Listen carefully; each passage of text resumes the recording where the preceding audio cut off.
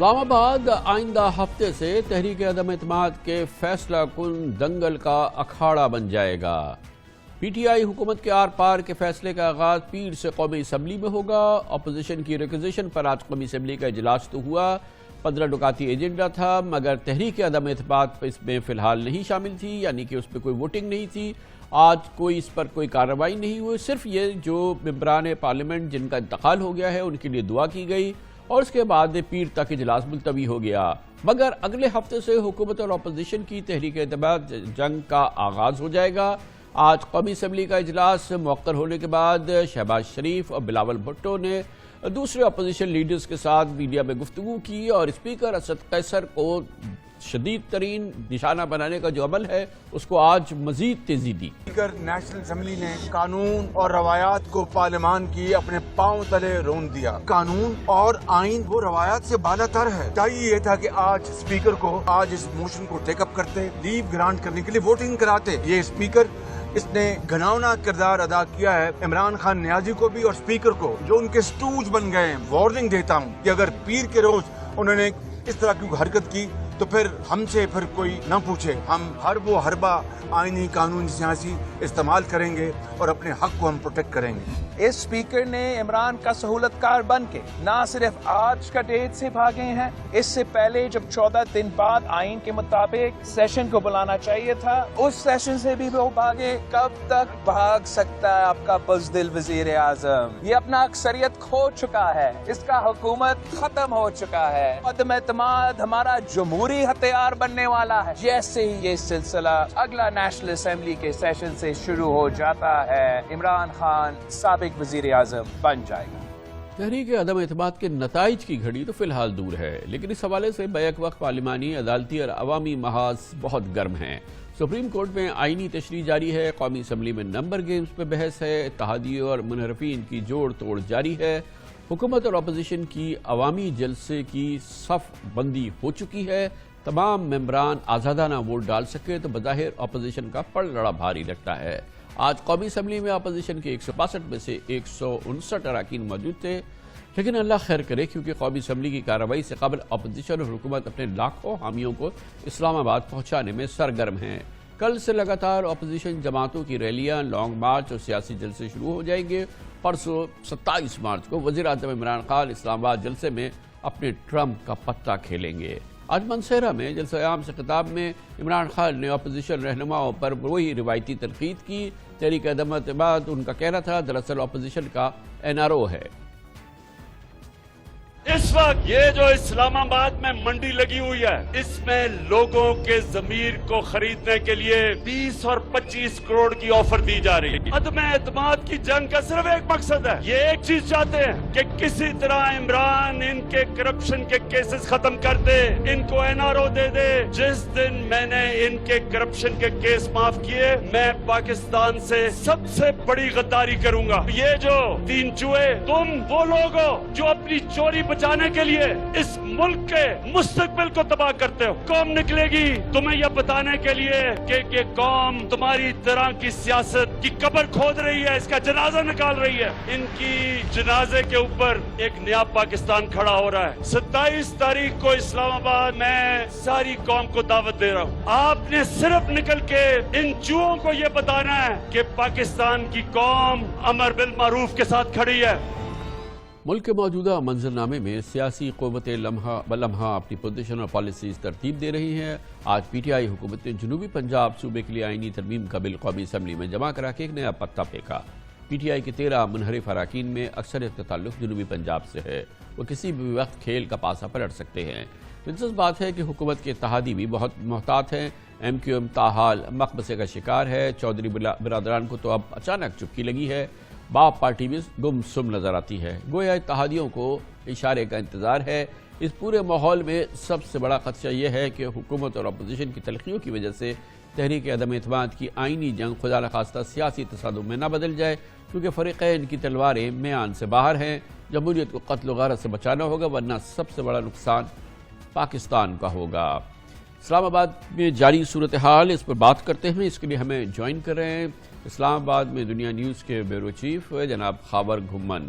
بہت بہت شکریہ محمد صاحب. یہ بتائیے گا کہ کیا کل ہونے والا ہے اور پھر پرسوں کیا ہو رہا ہے جب 27 کو جلسہ ہوگا پی ٹی آئی کا, اور کیا ہم پھر نیکسٹ ویک ووٹ کاؤنٹ دیکھنے جا رہے ہیں تحریک عدم اعتماد کی, یعنی کہ جو پیر سے شروع ہوگا اجلاس اور اس کے بعد 7-8 دن کے اندر؟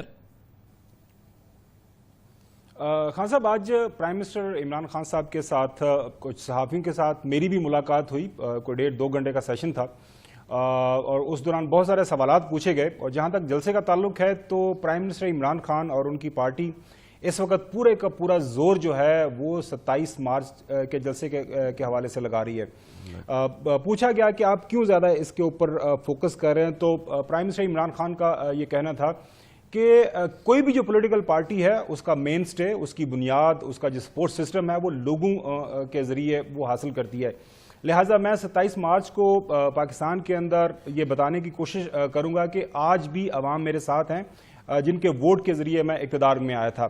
جہاں تک تعلق ہے تحریک عدم اعتماد کا, تو اس کے بارے میں پوچھا گیا کہ خان صاحب آپ کا کتنا زیادہ اس حوالے سے آپ پورے اعتماد ہیں کہ آپ اس تحریک سے باہر نکل جائیں گے اور اس کو کامیابی کے ساتھ اس کا سامنا کر لیں گے. اس کے اوپر ان کا یہ کہنا تھا کہ ایک چیز ذہن میں رکھیے گا, موجودہ تحریک عدم اعتماد جو ہے یہ آخری اوور کی آخری بال تک جائے گی. جب زیادہ اس کے اوپر ہم نے زور دیا تو انہوں نے بتانے کی یہ کوشش کی کہ جو نمبر گیم ہے اس حوالے سے اگر یہ تحریک عدم اعتماد اس ووٹ کاؤنٹنگ تک پہنچتی ہے تو آپ دیکھیے گا کہ ہم ایک بہت بڑا سرپرائز اپوزیشن کو دیں گے. اس کے اوپر زیادہ فردر انہوں نے کلیریفیکیشن کوئی اس کی تشریح نہیں کی. اس کے بعد جب ان سے پوچھا گیا کہ جی جو اوورال ماحول ملک کے اندر بنا ہوا ہے اس وقت جو تناؤ کا, تو اس پہ انہوں نے کہا کہ جی دیکھیں ہم اپنے اتحادیوں کے ساتھ بات کر رہے ہیں, ہم کوئی بھی غیر آئینی اور غیر قانونی کسی بھی عمل کا میری گورنمنٹ حصہ نہیں بنے گی. ہم ماضی میں جو تحریک عدم اعتماد پیش ہوئیں یا اس طرح کے معاملات چلے, آپ نے دیکھا کہ حکومتیں ظاہر ان کے پاس ریسورسز ہوتے ہیں, ان کے پاس ہر طرح کا اس میں اب ایڈ کروں, ہمارے ساتھ جناب طاہر خلیل موجود ہے, ممتاز سینئر صحافی ہے. طاہر خلیل صاحب یہ بتائیے گا آپ کو کیا نوشتہ دیوار صاف نظر آ رہا ہے, اس میں مبہم ہے, یا ابھی فی الحال کچھ کہنا قبل از وقت ہے کہ آئندہ ہفتہ 10 دن کے اندر یہ قضیہ جو ہے سمٹ جائے گا؟ کیا آپ کو اس میں کوئی شک ہے, ابہام ہے, یا آپ کو یقین ہے؟ میرا خیال ہے کامران صاحب, تھینک یو ویری مچ, آپ نے مجھے اس شو میں دعوت دی, کہ صورتحال جو ہے بڑی حد تک واضح ہو چکی ہے, اور وزیر اعظم کی طرف سے جو جلسے منعقد ہو رہے ہیں, پبلک ریلیز کی طرف جا رہے ہیں, وہ اس میں 2 باتیں نظر آتی ہیں. ایک تو یہ ہے کہ وزیر اعظم یہ بھانپ چکے ہیں کہ صورتحال کیا بننے والی ہے, کہ اگر تحریک عدم اعتماد کامیاب ہوتی ہے تو وہ پہلے سے ہی ایک عوامی ابھار اور عوامی تحریک کو اس حد تک آگے لے جائیں کہ اگر انہیں اپوزیشن میں بھی, یہ کہا جا رہا ہے کہ اگر میں اپوزیشن میں بھی جاؤں تو پھر زیادہ خطرناک بن جاؤں گا, تو اپوزیشن میں جانے کے لیے بھی ایک ماحول تیار کیا جا رہا ہے. ورنہ یہ حکومت کا کام نہیں ہے کامران صاحب کہ لوگوں کو سڑکوں پر لائے. حکومت کا کام تو عام طور پر یہ ہوتا ہے کہ لا اینڈ آرڈر کے مسائل کو حل کرے, اور لوگ اگر سڑکوں پر ہیں تو انہیں واپس گھروں میں اور ایوانوں میں لے کر جائے. اگر پارلیمنٹیرین سڑکوں پر ہیں تو واپس ایوانوں میں لے کر جائے. لیکن یہاں تو ایسا نہیں آ رہا, بلکہ یہاں پر لوگوں کو جمع کیا جا رہا ہے. مجھے تو صرف یہ بتائیں کہ آپ کی جو معلومات ہے, آپ کا تجربہ ہے, وہ کیا کہہ رہا ہے کہ یہ دیکھیں اصولاً اگر یہ پیر سے شروع ہوگا, 7 دن ہیں, تو 8-10 دن کے اندر یہ معاملہ ختم ہو جانا چاہیے. رمضان سے پہلے تک یہ ختم ہو جانا چاہیے, پہلے روزے کو ختم ہو جانا چاہیے. تو وہ نہیں ہوگا تو کوئی غیر معمولی چیز ہوگی اس دوران, تو اس کا تو کوئی آپ کو خدشہ, خطرہ یا احساس نہیں ہے؟ یہ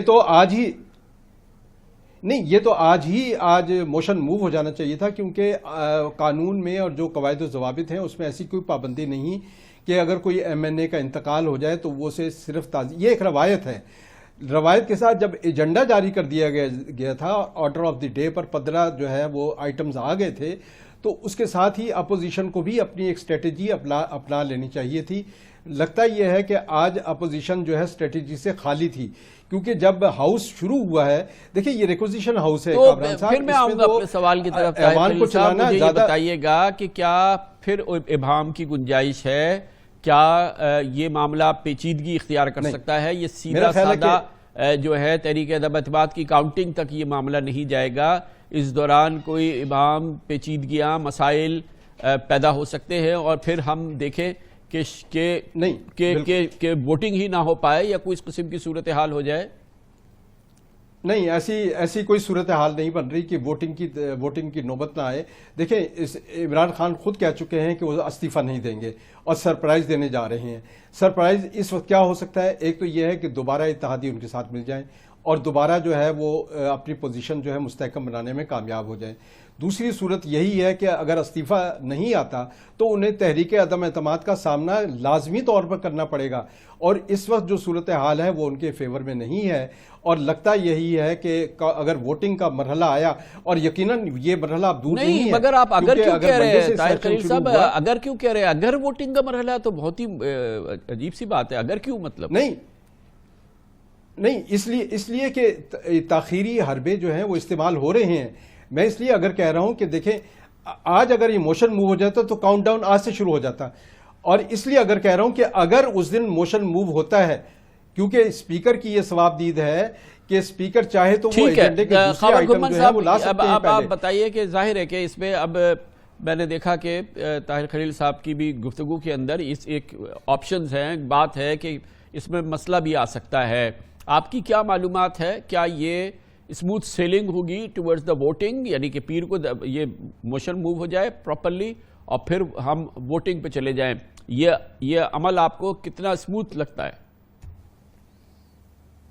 خان صاحب، آج جس پرامن طریقے سے آپ نے دیکھا کہ اپوزیشن نے بہیو کیا، میری اطلاع کے مطابق پچھلے 24-48 گھنٹے کے دوران کوئی بیک گراؤنڈ میٹنگز چل رہی ہیں اور ایک ون ون سچویشن کا کوئی فارمولہ تلاش کرنے کی کوشش کی جا رہی ہے. اب سوال یہ ہے کہ وہ فارمولہ کون سا ہو سکتا ہے؟